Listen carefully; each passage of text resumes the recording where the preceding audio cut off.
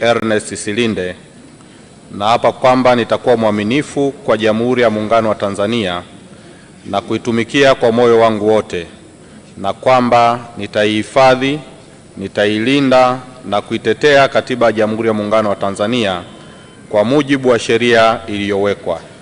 Mwenyezi Mungu nisaidie.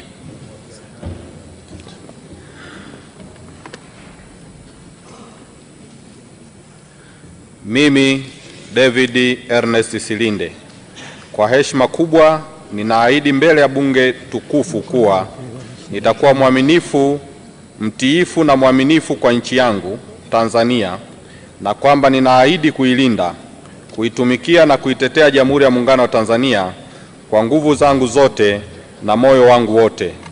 Mwenyezi Mungu nisaidie. Mheshimiwa Dr. David Matayo David, Mheshimiwa